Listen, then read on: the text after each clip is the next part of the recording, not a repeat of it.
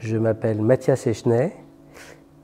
J'ai fondé La Volte il y a 19 ans. Voilà. Donc je suis fondateur, animateur des éditions La Volte. Le déclencheur pour la création de La Volte, ça fait un peu histoire pour crédule, mais c'est vraiment ça. Je pense que c'est intéressant. Je travaillais dans l'édition et je n'avais jamais... j'ai rencontré un texte, un auteur a écrit un texte tout seul dans son coin, il ne connaissait personne, à part moi. Et j'ai proposé à tous les éditeurs que je connaissais et que je ne connaissais pas, qui ont refusé ou pas répondu. Et du coup, je fais l'histoire courte, j'ai créé ma maison d'édition pour le publier. Et donc pour publier quelque chose qui ne répondait pas à des normes, à des standards qu'on se crée en tant qu'éditeur ou je ne sais pas, marketeur. Et c'est devenu depuis, c'est une exception, hein, mais ça existe vraiment, et c'est devenu depuis un best-seller et lui-même étant une star, puisque j'ai créé la maison d'édition qui s'appelle La Volte. Ça vient du premier roman d'Alain Damasio et c'était pour publier Alain Damasio, La Horde du Contrevent. Voilà, c'est incroyable comme histoire. Oui, si je reprends la feuille que j'avais dû faire pour mes copains actionnaires, parce que voilà, j'ai fait un petit groupe comme ça, dont Alain Damasio, hein, je pense que la plupart des noms que j'avais mis n'ont pas publié à La Volte. Je suis vraiment parti d'une envie de faire quelque chose que d'autres ne feraient pas, parce que trop de risques financiers aussi, hein, tout simplement. Et donc moi, c'était d'aller faire des choses aux confins de la littérature. Enfin, on va en reparler, mais si c'est de la science-fiction, des choses très, très extrêmes et que d'autres ne feraient pas. Voilà, c'était ça l'idée. C'était pas plus précis que ça à l'époque. Mais j'avais une référence en tant que lecteur, c'était les Présences du futur des années 90, avec des Français qui faisaient Présence du futur, donc ça relevait de la science-fiction, mais il y avait c'est intéressant, il y avait un travail sur la langue, un travail sur la forme vraiment incroyable chez des Français que je ne retrouvais pas chez les éditeurs quand j'ai créé en 2004 la maison. La ligne éditoriale de La Volte, je peux répondre dans 20 ans. Non, ça me paraît, c'est presque l'heure des bilans puisque c'est bientôt les 20 ans de La Volte. Et il y a des choses qui m'apparaissent maintenant en fait. Donc je vais essayer de définir ça, mais pour moi ça me paraît, comme une sorte de, ça me paraît très clair, voilà. Mais je ne sais pas si je vais être clair.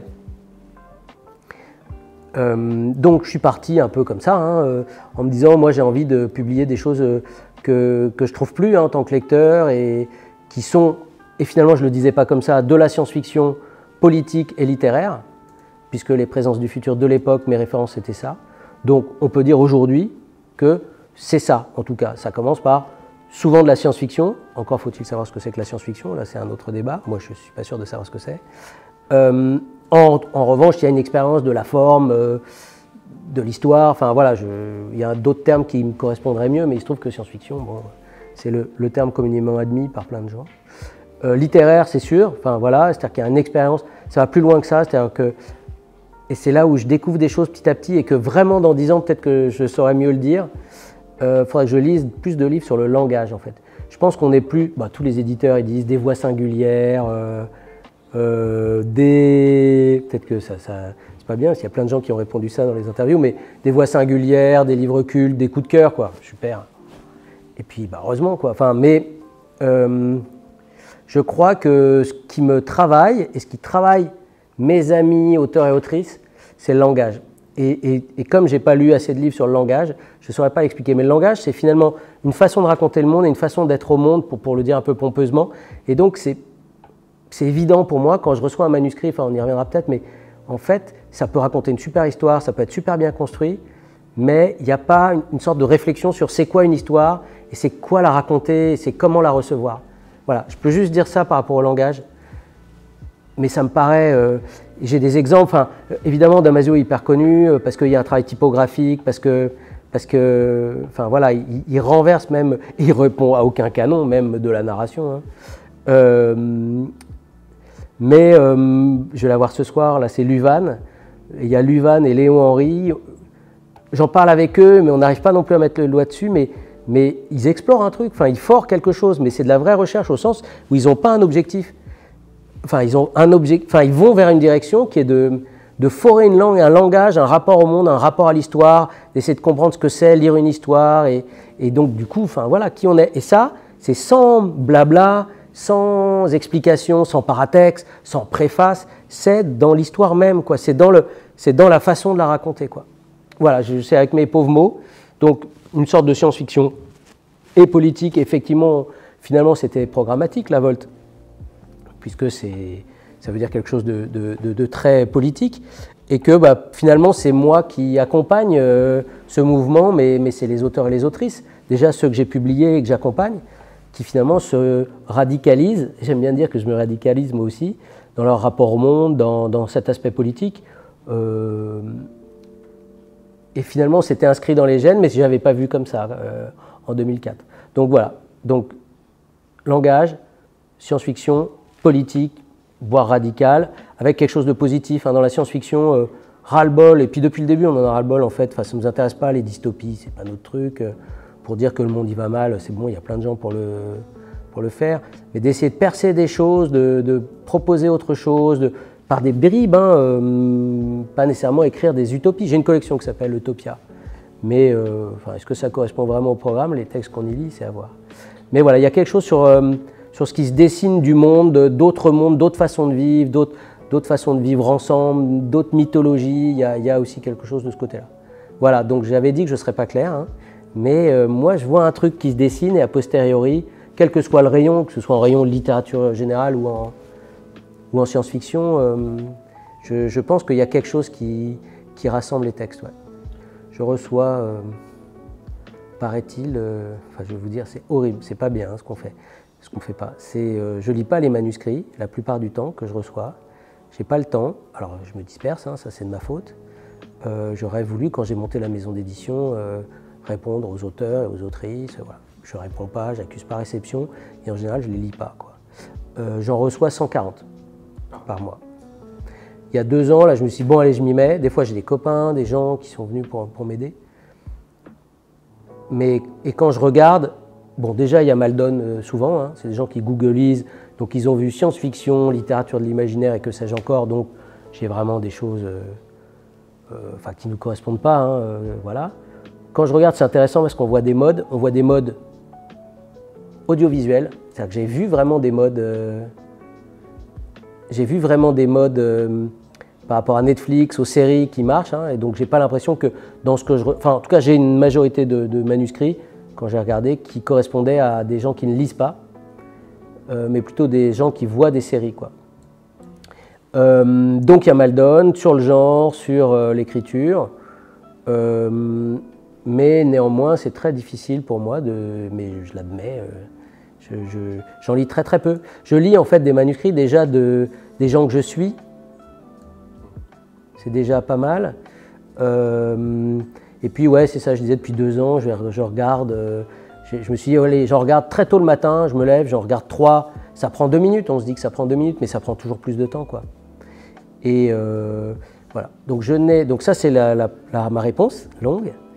Je rajouterais, mais peut-être que c'était votre question suivante, je rajouterais que je n'ai jamais, je me rends compte que ça peut vraiment désespérer des auteurs et des autrices en herbe, hein, j'en suis désolé, mais je n'ai jamais publié un roman sorti comme ça, enfin arrivé dans ma boîte mail ou sorti dans, enfin avant c'était par la poste, quoi, voilà.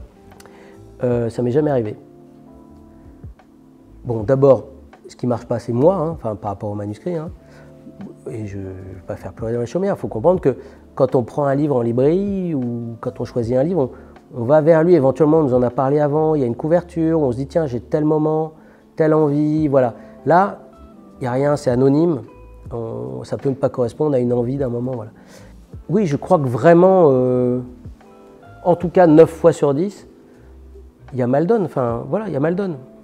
Il y a Maldon, où ils n'ont pas compris, enfin, mais je pense qu'ils ceux qui me l'envoient, dans les 9, ils n'ont pas lu de livre de la Volte, enfin, ils n'en ont pas vu, vraiment.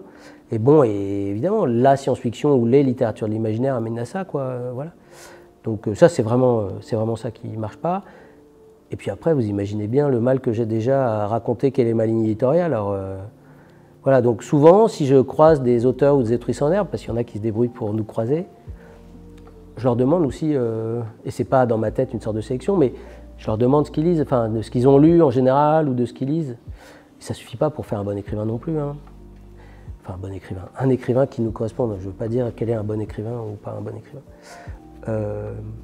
Donc voilà, ça c'est vraiment de base, et c'est incroyable, c'est vraiment a posteriori que je peux dire ma ligne, et encore je dirais mieux dans 10 ans. Donc comme je disais, c'est en fait, dès les premières phrases, je sais que c'est pas pour moi, et que ça peut être pour moi si je développe, qu'il y a une histoire, parce que des fois je suis attiré par ce langage incroyable, je suis déboussolé, j'aime bien moi être déboussolé au début, et je me dis waouh. Et puis récemment ça m'est arrivé, hein, j'ai quand même lu quelques manuscrits, ça faisait pas une histoire, voilà, donc voilà, en plus je veux tout, hein, moi, je veux le beurre, l'argent du beurre, tout. Et donc voilà, donc mal donne. Et ensuite, voilà, je vois vraiment cette relation à la narration, c'est-à-dire à ce que je lis. Et il y a une sorte de double, triple distanciation, et en même temps, tout en étant dans l'action, par rapport à ce qu'on nous raconte et ce qui fait histoire. Même si on sait souvent que les 2 premières pages, elles sont toujours hyper chiadées, voire trop des fois. Ça, c'est drôle, ça. Elles ont été retravaillées, retaillées, machin, voilà. Mais voilà. Donc c'est vrai que quelque part, je joue non pas au démiurge, j'essaye de m'en garder, mais parce que je ne dis pas ce que ça devrait être, je dis c'est pour moi, ou ça m'a particulièrement parlé ou pas. Est-ce qu'on va travailler ensemble? Enfin, on va faire éditer ensemble, mais je vois tout de suite sur la langue si ça rentre déjà dans notre scope, dans ce qu'on explore, quoi. Si c'est très personnel, moi ça me va, ouais. Je conseille qu'il y a 2 questions. J'ai envie. Il y en a une, c'est est-ce que les manuscrits transmis par ma bande, par ma famille, mes amis, mes auteurs-autrices, est-ce que j'en accepte beaucoup, est-ce que j'en refuse beaucoup? Et puis la deuxième question que je garderai, c'est aussi est-ce que j'accepte, est-ce que je refuse des textes de mes amis auteurs-autrices déjà publiés à la Volte. Comme ça, je fais double. Premier cas,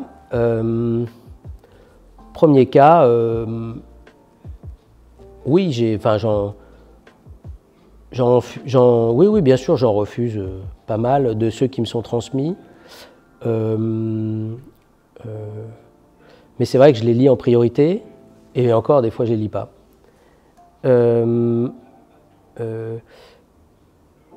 Anecdote, qui concerne les artisans de la fiction en plus, mais directement, je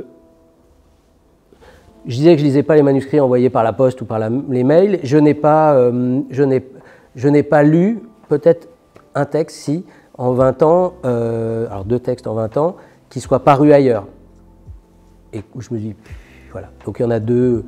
Non pas que j'ai loupé, mais oui, que j'aurais peut-être publié, voilà, et que j'ai reçu.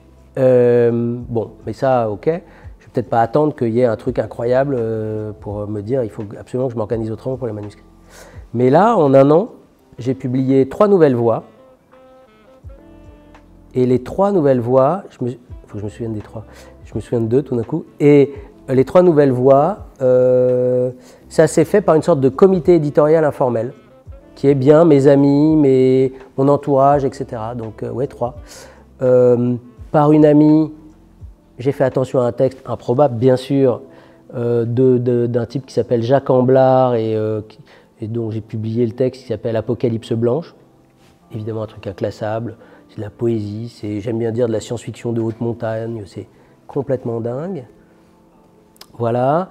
J'ai publié ensuite Paideia en janvier, de Claire Garand, donc c'était ça le lien, puisque je ne savais pas, mais elle était passée par, maintenant je le sais, par les artisans de la fiction, et elle m'a été adressée par Luvan. Et j'avoue que Paideia, c'est la blague. C'est-à-dire quand j'ai commencé, adressé par Luvan, ça se passe dans l'espace. Et pour le coup, en réalité, nous qui éditons de la science-fiction, publions, on n'a quasiment jamais publié de texte qui se passe dans l'espace. Et là, je me dis, oh, ça se passe dans l'espace. Moi, dans des capsules, tout ça, ça ne m'intéresse pas normalement. Voilà. Bon, comme quoi, on peut écrire tout et sur tout. Et voilà, et ça peut être extraordinaire. Donc, j'ai publié Paideia. Et donc c'était une nouvelle voie, et c'est vrai que j'ai fait attention, c'est terrible à dire, mais c'est voilà, pour les impétrants qui connaissent personne, mais voilà, j'ai fait attention parce que c'était par Luvan. Et puis des jeunes aussi, dont 2 sont à Lyon, un collectif, j'ai publié, le collectif s'appelle Bombix Mori, et ça s'appelle La Trame. Ils écrivent à 4, hein. En plus c'est un mystère, c'est un truc incroyable. Et voilà, ils n'avaient jamais rien publié avant et tout, mais ils ont travaillé avec Lauriane, qui travaille aussi de temps en temps avec moi, mais pendant 1 an, voilà, et ça a donné un texte qui nous correspond tout à fait. Voilà. Donc il y a une sorte de comité invisible, éditorial, informel. C'est pas juste pour ceux qui envoient des textes et des mails, mais je me débrouille mal, donc voilà, je sais que c'est comme c'était présélectionné. Je sais qu'a priori, passant par eux, c'est pour nous, quoi. Je publie très peu de livres, et rien qu'en accompagnant mes amis, auteurs et autrices, j'en fais 7 par an. Ça peut être 8 un jour, mais... Et ça me fait déjà, et une majorité de francophones, mais de temps en temps, je fais quelques étrangers. Voilà. Et la deuxième question que je me suis posée, c'est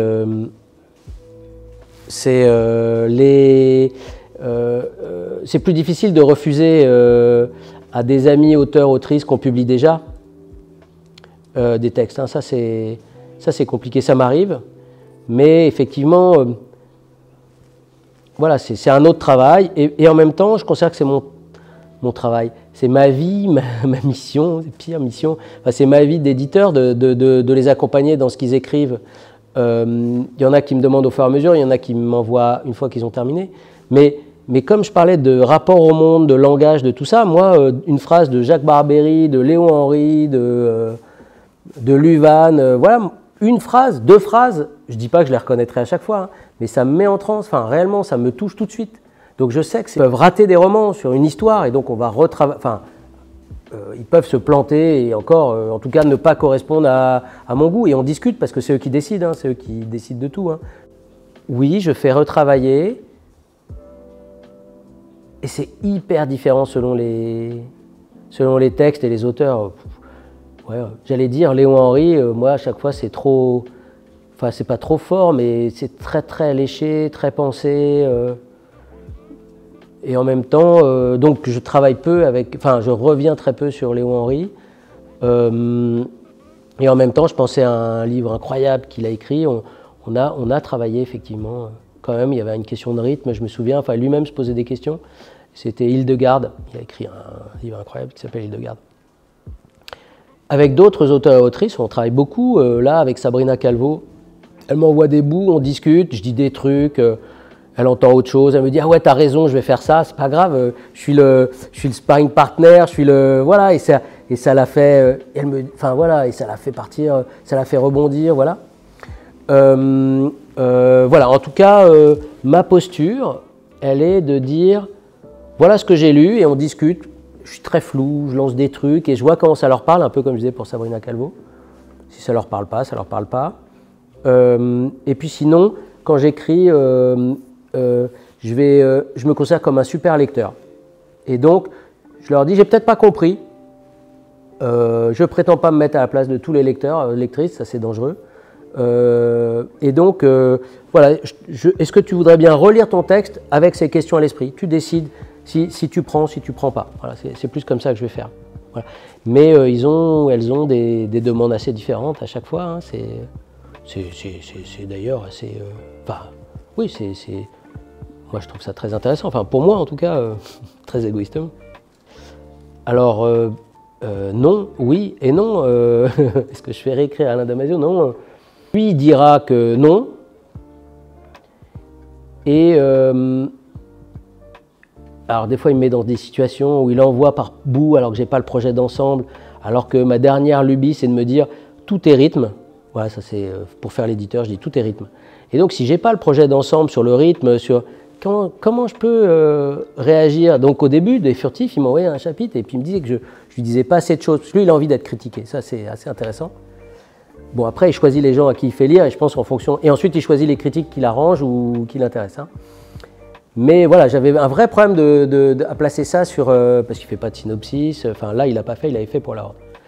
Et donc voilà, en revanche, j'ai attendu mon heure où il avait des doutes et à un moment vraiment précis, on a retravaillé, genre 2 semaines avant que ça parte chez l'imprimeur, ça les éditeurs sauront de quoi je parle, accrochez-vous les éditeurs,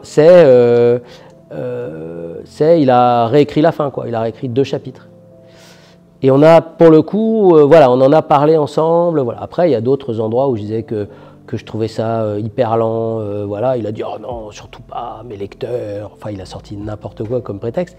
Mais bon, c'est lui qui décide. Qui s'appelle Alain Damasio ou qui vende moins, c'est pareil. Hein. Il n'y a pas de... Voilà. Donc lui, il aime bien travailler avec des gens, mais comme plein d'auteurs et d'autrices, il retient ce qui l'arrange. Hein. Bah, des fois, voilà, c'est ça. Des fois, on se dit... on a réussi à faire le plus beau livre du monde. Des fois, je suis emmerdant sur les titres. Bon, il y a des histoires drôles à droite à gauche, mais... et bon, voilà, on a le livre, on est épuisé, on a enfin le livre et il est imprimé, quoi. Et en fait, c'est là où on se dit, en fait, il ne faut pas se dire qu'on est arrivé, parce que c'est là où tout commence, quoi. Et puis normalement, on a pensé avant, là aussi, la façon dont on va en parler, à qui on va en parler, qui va en reparler éventuellement. Donc mon boulot, il est presque plus... donc voilà, il y a éditeur et éditeur. Donc éditeur, c'est quelqu'un qui travaille sur le texte pour l'éditer. Et dans une maison toute petite comme la nôtre, hein, on est 2. Hein, enfin, il y a toute une bande autour de nous, il y a des gens qui travaillent et qui sont payés, puis il y a des voltés, tout côté collectif, j'ai besoin de bandes et de collectifs, dont auteurs et autrices font partie. Et donc, sinon, dans la Volte, l'éditeur, il pense à la façon dont il va en parler, dont il va mettre ça en marché, hein, pour dire ça comme ça. Et voilà, il le pense de façon plus ou moins aboutie, plus ou moins détaillée, plus ou moins, avec plus ou moins de potentiel. Des fois, on se dit c'est facile. Bon, il y a des livres où je me suis dit ça c'est super facile celui-là.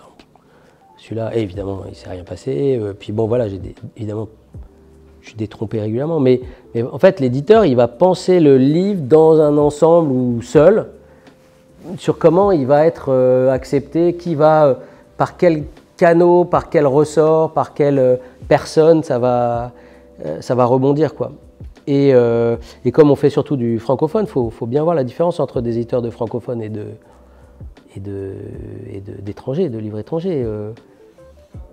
La deuxième partie éditeur, lancement, bah, les 2 maisons d'édition font ça, mais avec la présence ou non de l'auteur et de l'autrice en France, mais sinon l'autre partie en amont de l'éditeur qui travaille sur les textes, c'est surtout c'est pour les francophones, ceux qui font de l'édition étrangère, de traduction, ils choisissent des livres déjà publiés et ils soignent la traduction, bien entendu, mais enfin plus ou moins, mais c'est pas le même travail. Donc, en tout cas, éditeur, c'est aussi voilà, c'est essayer de faire en sorte qu'on en parle, que ça trouve une trajectoire, et donc et évidemment, plus c'est cohérent avec ce qu'on a déjà fait, plus il y a des chances de toucher des lecteurs qui, ayant aimé un titre de la Volte, pourraient aimer un autre titre de la Volte.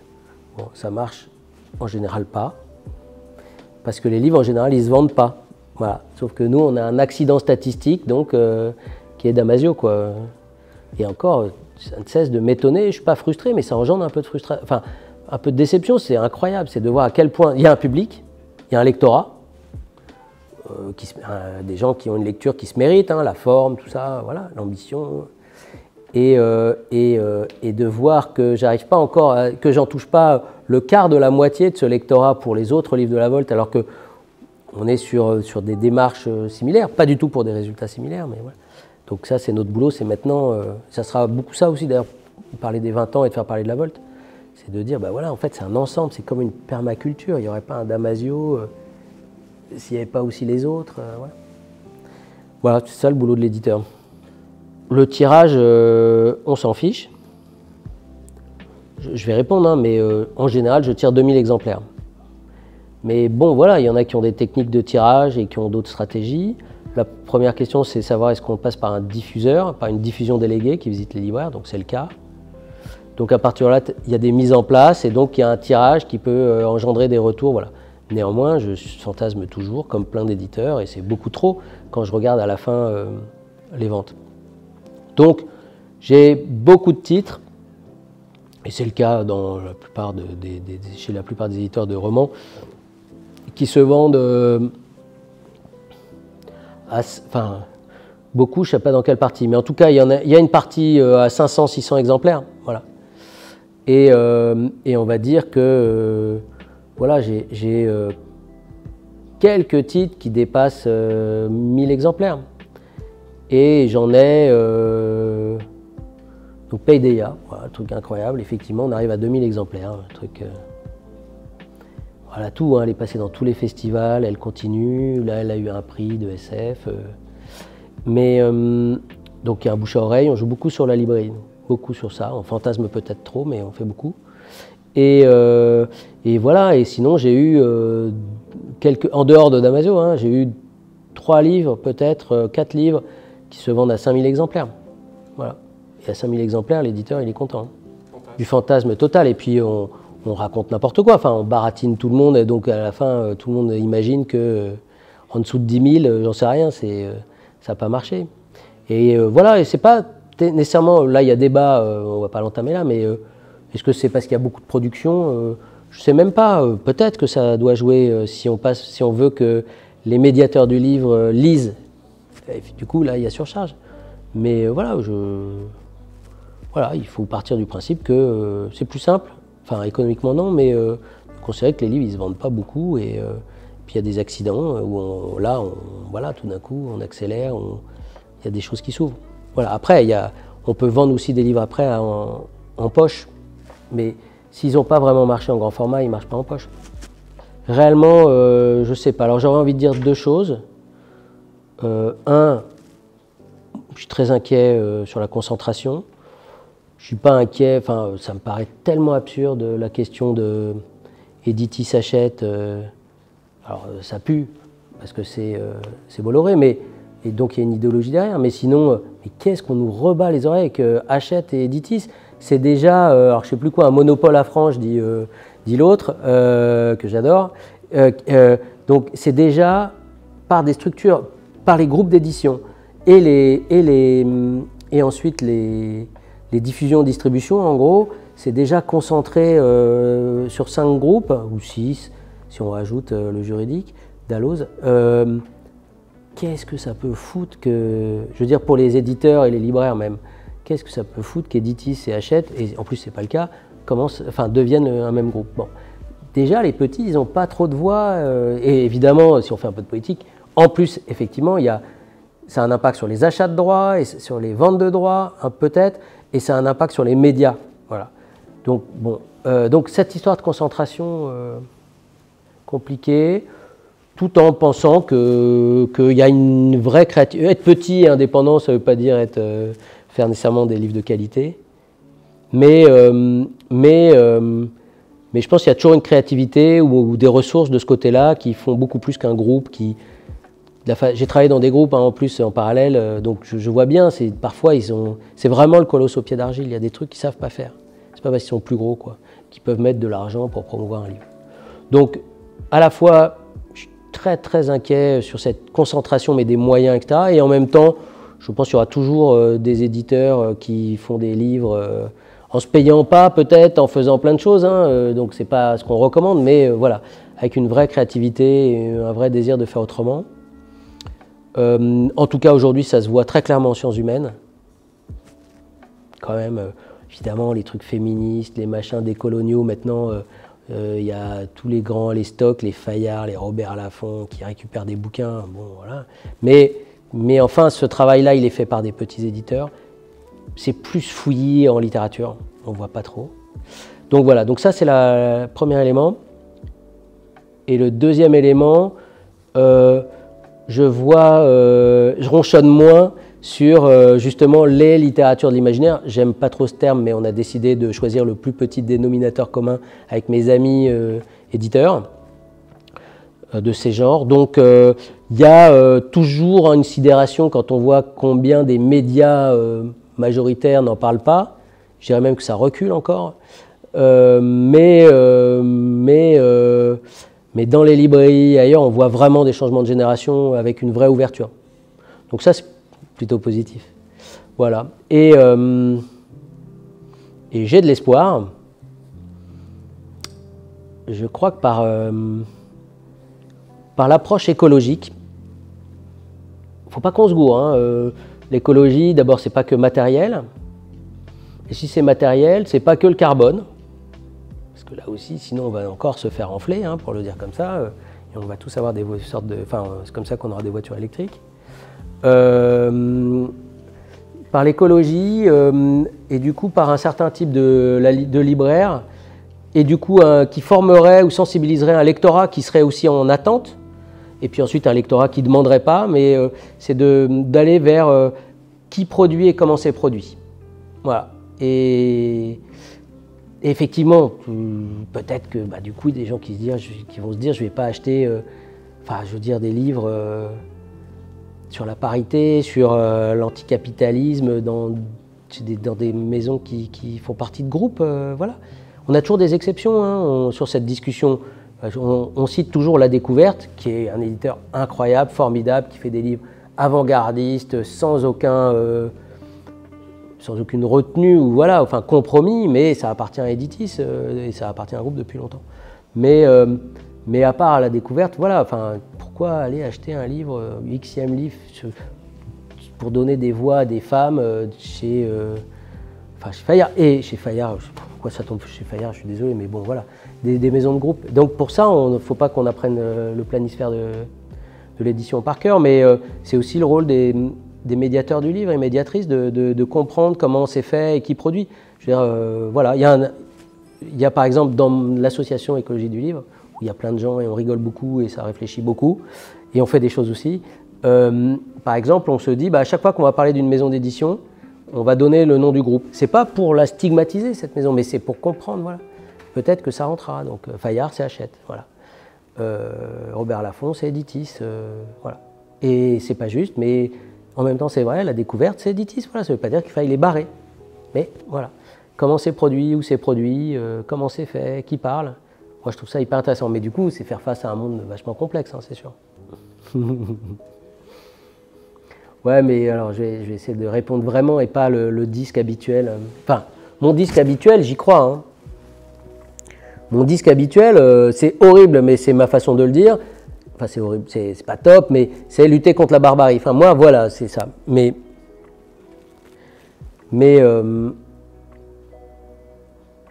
moi, je crois vraiment à cette question d'avoir accès à des...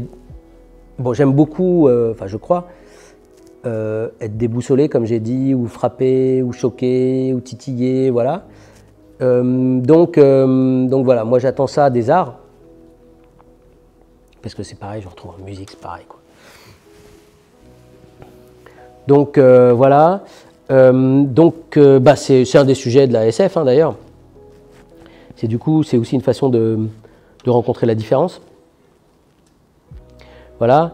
Mais réellement, c'est de voir ailleurs. Enfin, voilà. Alors, c'est pas que la littérature, mais je mettrais même l'architecture. Enfin, si on voit pas, si on est dans quelque chose de tout le temps gris, tout est, enfin, si on est dans un environnement, je veux dire même en termes d'immeubles, etc., enfin, d'architecture, sur tout le temps la même chose, on imagine, enfin, on peut pas imaginer comment ce serait autrement, quoi. Et donc voilà. Donc, je crois vraiment à cette diversité. Et puis, dans notre cas, pompeusement, on va dire, je crois qu'il y a une fonction. On n'est pas obligé d'avoir une fonction, on n'est pas obligé, on a des débats entre nous, ils ne sont pas d'accord, nos copains, sur utilité ou non, ou fonction de la littérature. Damasio, il pense que c'est une fonction, alors lui, c'est... Mais il applique un programme quasiment. Mais en tout cas, on le voit bien, et d'abord, on a eu des problèmes avec des organisations aussi, et des prises de parole, qu'on n'a pas fait avec subtilité, mais certes. Je crois vraiment qu'il y a cette question d'enjeu des imaginaires, de monde possible, en fait, ça peut se faire autrement, et on éprouve ça dans un roman, hein, pour parler vraiment litté. On éprouve ça parce que parfois on s'identifie à des personnages, et finalement, quelque part, ça nous marque, on s'en souvient pas nécessairement, mais il y a des bribes, des actions, des possibilités, des situations où en fait, ça peut être différent de ce qu'on nous vend, j'en sais rien, pour faire de la politique, d'un univers GAFAmisé, digitalisé, ultra-libéral, et qu'évidemment on peut faire que comme ça, voilà. Donc voilà, je sais pas, c'est très... Oui, bon, voilà, c'est pas polémique, hein, pour moi, c'est très clair, ça. Eh ben, j'en sais rien. J'en sais rien. J'en sais rien. Enfin, je veux dire, je pourrais répondre quelque chose, là, mais est-ce que vraiment... Enfin, pour moi, ça doit raconter des histoires, mais pourquoi tiens, pourquoi? Alors, un peu pour ce que j'ai dit, c'est-à-dire aussi, par la fiction, on peut plus facilement s'identifier, ou on peut plus facilement se projeter. Dans la science-fiction, c'est le SI. Et puis du coup, voilà. Je préfère, effectivement... en fait, oui, donc oui, histoire. C'est-à-dire que, par exemple, pour parler précisément, il y a un auteur qu'on va rencontrer là, qui s'appelle Kim Stanley Robinson, qui est une sorte de géant américain, qui écrit beaucoup sur, et bien avant qu'on en parle autant, sur la montée des eaux, enfin les catastrophes quoi, naturelles, et que les hommes ont déclenché, les humains. Mais moi, je suis pas fan. Enfin, je veux dire, je respecte énormément, je trouve qu'il y a une vraie fonction. Il raconte avec des histoires, il fait une sorte de politique fiction en fait. Donc il met en histoire comment on lutterait aussi, hein. Donc c'est pas que la dystopie, c'est comment on ferait, comment on aurait évité, comment on fera après, comment on terraforme, si on va très loin, comment on terraforme Mars ou ailleurs. Mais j'ai vraiment l'impression que lui, il est vraiment très collé à un scénario de comment on ferait. Ça a une vraie utilité, je pense qu'on se projette beaucoup plus facilement. Mais moi, ça ne me satisfait pas, donc je pense que je cherche vraiment autre chose. Alors, il y a la langue, bien sûr, mais moi, je cherche peut-être à rencontrer aussi des gens, enfin, au-delà de l'histoire. Enfin, voilà, je veux plus qu'une histoire, je pense que... Donc, je sais pas, encore plus, quoi. Est-ce que la littérature a de l'avenir ?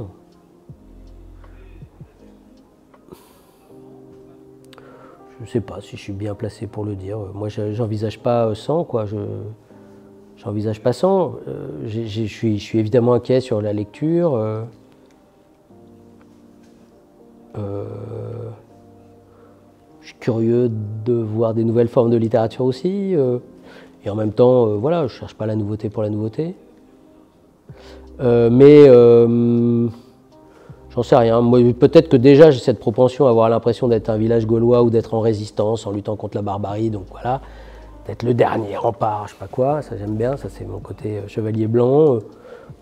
Oui, je pense qu'elle est le temps de cerveau disponible. Là, une sorte c'est pas attrition, attristement. Voilà, qu'il y a quelque chose à aller chercher d'un peu plus complexe que des choses toutes découpées. Voilà, mais voilà, on doit favoriser cette rencontre avec des livres et avec la littérature. Donc c'est une lutte à tous les instants, je pense, autour de nous. Et en même temps, j'envisage pas 100. Mais si je devais envisager 100, enfin, à moins qu'il y ait d'autres formes artistiques qui remplaceraient ça, je pense qu'elles se complètent. Oui, ça serait vraiment un problème. Alors, j'en sais rien, et pour une fois, j'aimerais bien être léger, parce qu'on se marre bien quand même, et on dit beaucoup de conneries, mais... Alors d'abord, bon, on réfute l'intelligence artificielle comme terme, qui est une erreur de traduction. Donc on va dire les IA, moi ça me fait rire, je dis il y a tellement de mauvais livres, franchement, qui soient remplacés, mais j'en ai rien à foutre, quoi. Non mais franchement, tu vois, c'est déjà de la stupidité humaine ou intelligence artificielle, c'est déjà quoi, tellement de merde. Et puis ça trouve du public, et pas très bien qu'ils fassent ça. Je pense qu'il y a plein de raisons de lire, dont celles qui sont de retrouver des choses qu'on connaît, dont celles qui sont de se distraire, d'oublier des choses. Il y a plein de raisons, donc... en fait, évidemment que ça me j'ai cette discussion avec tout le monde sur quand même l'IA là-dedans et tout. Sur l'édition, je ne sais pas encore non plus, mais c'est sûr que ça va bouger des choses. Mais en même temps, pour rigoler, dire mais regarde le nombre de merdes qui sortent, mais qu'est-ce que ça peut me faire? C'est pareil, quoi. C'est déjà, artificiel, standardisé, formaté. Voilà. Et en plus, des fois, ça marche. Regarde le top vente, quoi. Les feel good book et les machins. Regarde Virginie Grimaldi, tous ces trucs-là. Mais c'est déjà l'IA. Mais ils seront remplacés par des IA ou pas, on s'en fout. Enfin, moi, je m'en fous. Il y a toutes les motivations pour écrire et vouloir être publié. Voilà. Si je prends celle qui me paraît être toujours très ambitieuse, artistique, voilà, et on peut très bien avoir d'autres ambitions, c'est effectivement de trouver sa voie, B ou X, comme je disais par rapport à la Volte, mais c'est pas pour être publié à la Volte, puisque je lis pas les manuscrits, non mais quand même, un peu, mais c'est de trouver son langage, c'est pourquoi, enfin, après, voilà, chacun, ça le regarde, mais on va dire, voilà, vraiment, je veux le dire comme ça, c'est intéressant de savoir pourquoi on écrit, ce qu'on veut écrire, et puis de trouver, son langage. Il ne s'agit pas d'être nouveau nécessairement ou de se distinguer des autres, c'est vraiment de trouver, et voilà, et je trouve ça intéressant, et d'avoir que ce soit artisans de la fiction ou d'autres, de néanmoins connaître et du coup, par rapport à ça, de se positionner du coup, et de se positionner par rapport à des techniques, à la narration, au personnage, à la construction, à des constructions. Voilà, donc déjà ça, voilà. Mais après, voilà, pas trop fantasmer sur la suite, quoi. C'est vraiment, c'est difficile, voilà. Et c'est sûr que j'ai dû en rajouter une louche en disant que les manuscrits que je recevais, voilà, j'avais du mal à les traiter.